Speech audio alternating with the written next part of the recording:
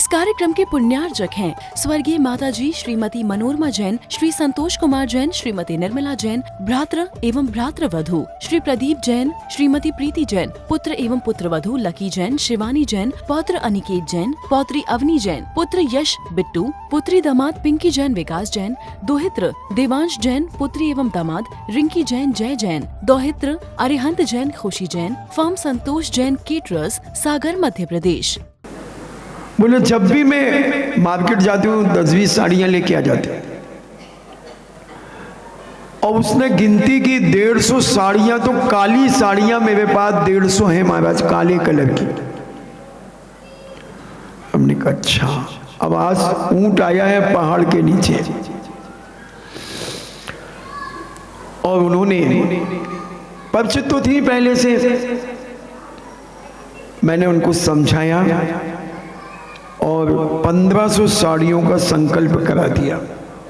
बोले अब जो बची हैं, मैंने कहा तुम्हारे यहाँ बहुत सारे नौकर चाकर हैं, उनको नियम दे करके साड़ियाँ दे दो, संकल्प कराओ कि हम मांस, मदिरा, मछली, अंडे, आमलेट आदि नहीं खाएंगे।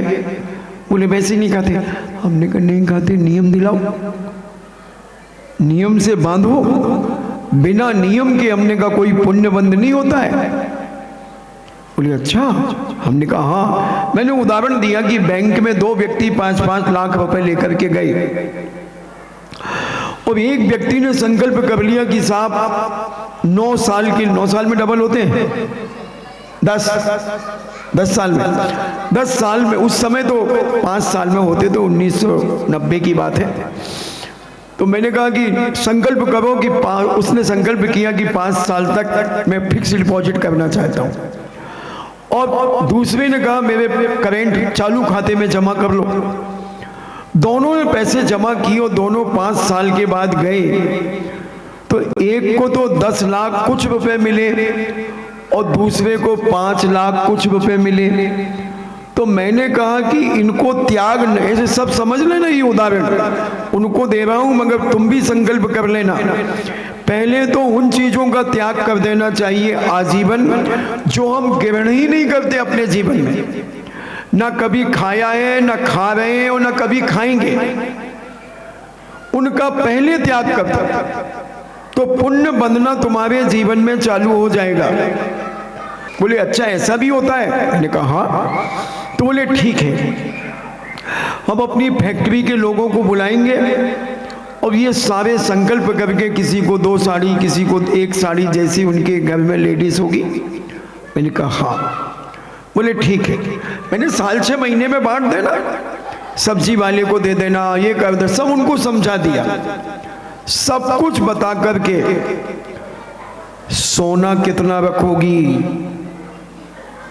मेरी शक्ल देखने लगी। 10-15 सेट थे उसके पास पूरे, समझ गई ना, पूरे 14 श्रृंगार, हाथ बाजूबंद, हाथ फूल, करधोनी, गले का हार, अलग अलग नक्षत्र हार आता है, हमारे आदि पुराण में आता है। 27 लड़ियों का हार होता है, उसमें 27 लड़ियां होती हैं, पर नक्षत्र हार कहलाता है क्योंकि 27 नक्षत्र माने हैं। तो ऐसे 1000 लड़ियों तक के हार हमारे श्री आदि पुराण में जिनसेन स्वामी ने लिखे। तो रानी महारानियां पहनती थी। उसके बाद बहुत आभूषण थे, बड़ी मुश्किल में 2 किलो 2.5 किलो सोने के आभूषण उसको रखवाए, चांदी का नियम कराया, गाड़ी का नियम कराया, मकान के नियम कराए, सब कुछ करा दिया। तो हमें भी अपने जीवन में ये सारे नियम ले लेना चाहिए। कितनी साड़ी रखेंगे? फिर उन्हें समझाया कि आप इतने बड़े घर की बहू हैं, आपको ऐसे मर्यादित होकर के आना चाहिए। बोले महाराज जी हम कौन से खराब आते हैं? अब वो बचपन से मुंह लगी थी। बोले हम कौन से खराब आते हैं? हमने कौन से खराब आती हो ये भी मैं बताऊं? जैसे बाल खुले आती अच्छा लगता है, सिर ढकना चाहिए, शीलवती, हमने शीलवती नारी का कर्तव्य है कि उसके बाल नहीं दिखना चाहिए।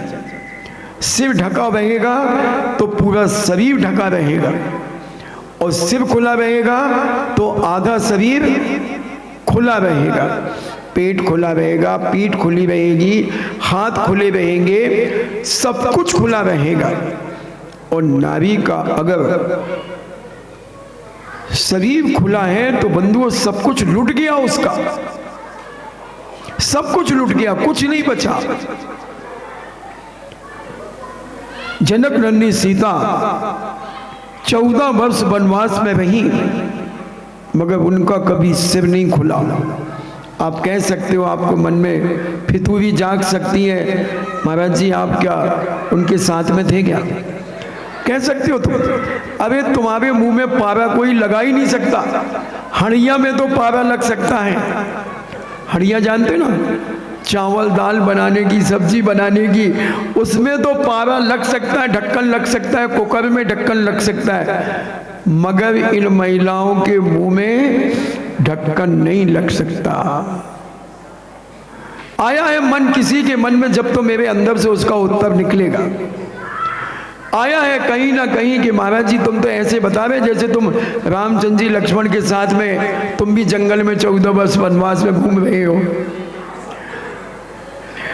तो मैंने कहा उनसे कि बहन जी मैं तो नहीं था, मगर मैंने ग्रंथ पढ़े हैं, मैंने रामायण पढ़ी है, मैंने श्री पद्म पुराण जी पढ़ा है, मैंने रामचंद्र जी के बारे में और भी पुस्तकें पढ़ी हैं।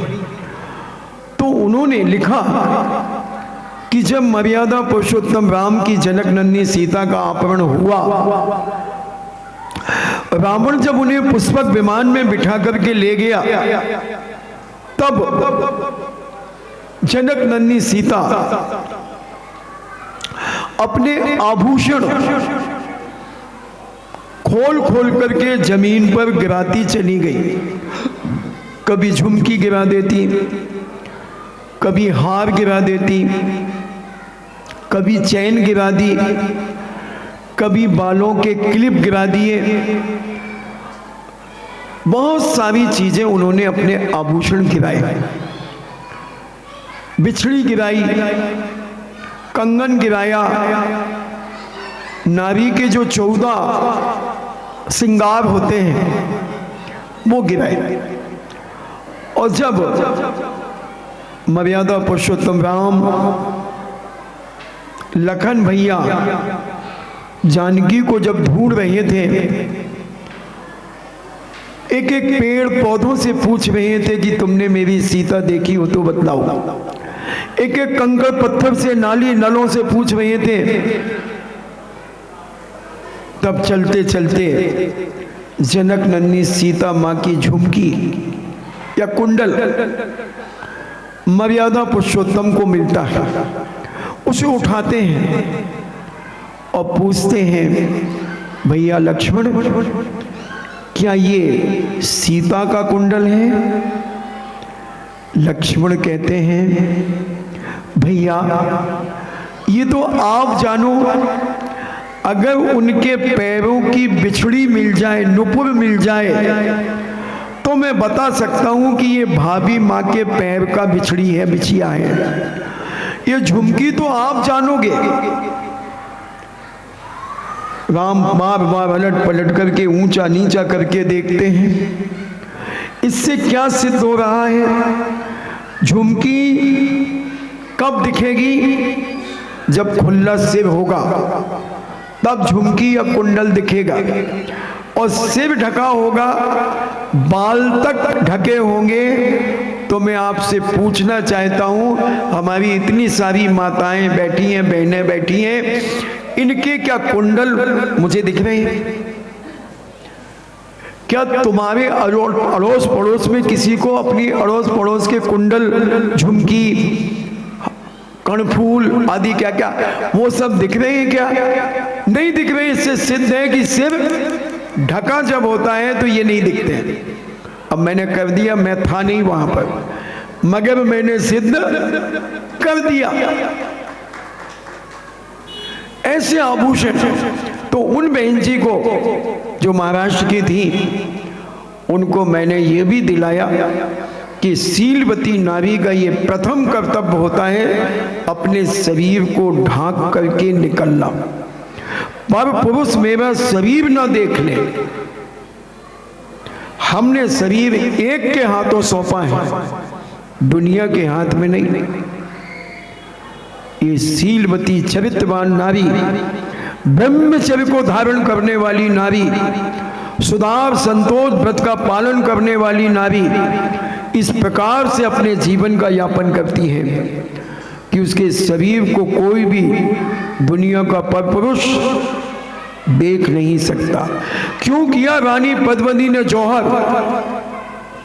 20,000 स्त्रियों के साथ में उन्होंने जौहर कर दिया। क्यों किया? क्यों मरी रानी लक्ष्मीबाई? क्यों अपने बेटे को मारा झांसी की रानी ने? क्यों मरी दुर्गावती? इसलिए कि दुश्मन राजा मेरे शरीर का स्पर्श ना कर ले, मेरे शरीर को ना देख ले। बता दे, पद्मिनी इतनी सुंदर थी कि जब वो पानी पीती थी तो उनके गले से जो पानी नीचे जाता था वो दिखता था। ऐसी किंवदंतियां हैं। और दुश्मन राजा कहता है कि एक बार मुझे पद्मिनी दिखा दो। तो बताते हैं, हमने चित्तौड़ का वह किला देखा, कांच में जहां रानी वहां बैठकर, और कांच में से उसने देखा कि पद्मिनी के गले से पानी नीचे जा रहा है। तो रानियां अपने सील को बचाने के लिए बंधु जौहर करती थी। सती होना अलग चीज है और जौहर होना अलग चीज है। सती वह प्रथा थी कि जिसे पति के साथ जलाया जाता था। जिसका पति अगर मरण को प्राप्त हो गया है तो उसकी पत्नी जिंदा उसे जलाया जाता था, सती कहलाती थी। आपने देखा होगा जब कोई मर जाता है एक बांस ले जाया जाता है। क्यों ले जाते हैं वो बांस? क्या काम है बांस का? और एक मटकी ले जाते हैं अंगारों की। वो तो चलो माने की आग लगाने के लिए, मगर बांस का क्या उपयोग था? जब नारी सती होती थी, जोश जोश में वह अर्थी पर चढ़ तो जाती थी, मगर जब चलती थी तो छटपटाती थी। तब उसे बांस से उसी अग्नि में ढकेलते थे। बाहर भक्ति थी। कोई मरना नहीं चाहता बंधुओं, कोई मरना नहीं चाहता, मगर लोक लाज के लिए वो सती होती थी तो उनको ढकेलते थे बांसों से, इसलिए वो बांस जाता था। तो ये सती प्रथा और जौहर दोनों में बहुत अंतर है। जौहर जो करती थी रानियां, वो अपने चरित्र को बचाने के लिए, अपने सील को बचाने के लिए, अपने आप को पवित्र रखने के लिए मरते मर जाएंगे, मगर अपना चरित्र कभी किसी दूसरे को नहीं सौंपेंगे, स्पर्श नहीं होने देंगे। तो वो जौहर करती थी। सती प्रथा को राजा राम मोहन राय ने मिटाया, मगर महिलाओं की अकल तो चुटैया में। उनको कौन समझाए? राजा राम मोहन जब इसको समझाने के लिए आए कि ये सती प्रथा बंद करो, क्यों जलती हो जिंदा, तो महिलाओं ने उन्हें मारा, गाली गलौज की, जूते चप्पलों से मारा, बेलनों से मारा। मगर राजा राम मोहन राय कहते हैं दुनिया कुछ भी करे मेरे साथ, मगर मैं इस गंदी प्रथा को बंद करूंगा। और उन्होंने पूरी ताकत लगाकर इस प्रथा को बंद किया। मैंने 4वीं कक्षा में पढ़ा था राजा राम मोहन राय के बारे में, अभी काम आ गया। कम से कम 40, 45, 50 साल पहले पढ़ा और आज याद आ गया। तो राजा राम मोहन ने सती प्रथा को बंद कराया। जौहर रानियों ने अपने सील की रक्षा के लिए, और आप देखें जितने भी रानियों के चित्र मिलते हैं सबके सिर ढके हुए मिलते हैं। जनक नंदी सीता हो, मैना सुंदरी हो, चेलना हो, 16 सतियां हमारे यहाँ मुख्य रूप से मानी गई। और भी रानी महारानियां